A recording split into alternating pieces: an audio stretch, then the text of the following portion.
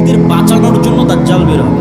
এবং যেহেতু দাজ্জালের পক্ষে কাজ করার মতো আর পৃথিবীতে কেউ অবশিষ্ট নাই, এই জন্য এবার দাজ্জাল নিজেই বের হবে। দাজ্জাল যখন নিজেই বের হবে তখন এক নিমিষে, এক সেকেন্ডে সকল ক্ষমতা দাজ্জালের কাছে চলে যাবে। মুসলমানেরা হতভম্ব, হতবিহ্বল হয়ে যাবে।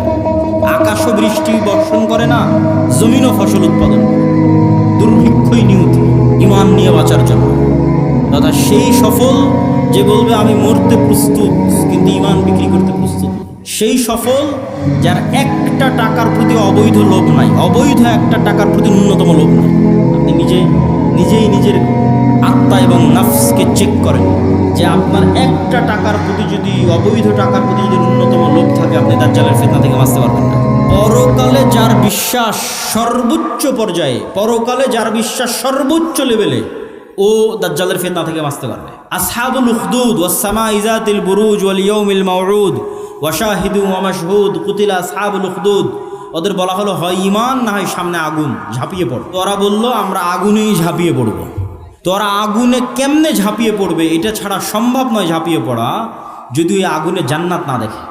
আর নিজের বাড়িতে যে এসি রুম আছে ওখানে জাহান্নামের আগুন জ্বলতেছে, তো ওরা এটা বিশ্বাস করে যে আমি যদি আমার এসি রুমে ফিরে যাই ইমান পরিত্যাগ করে, তাহলে ওই এসিরা বাতাস নয়, এটা জাহান্নামের আগুন।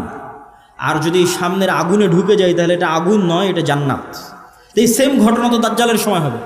দাজ্জালের জান্নাতে যে ঢুকবে ও ঢুকে গেল জাহান্নামে, আর দাজ্জালের জাহান্নামে যে ঢুকবে ও ঢুকে গেল জান্নাতে। তাহলে পরকালের উপর ইয়াকিন না থাকলে তো আপনি দাজ্জালের ফিতনা থেকে বাঁচতে পারবেন না। তাহলে এবার দাজ্জালের আবির্ভাবের পর সারা পৃথিবীর সব মুমিন মুসলমান বিপদে, কোনো খাবার নাই, অসহায়।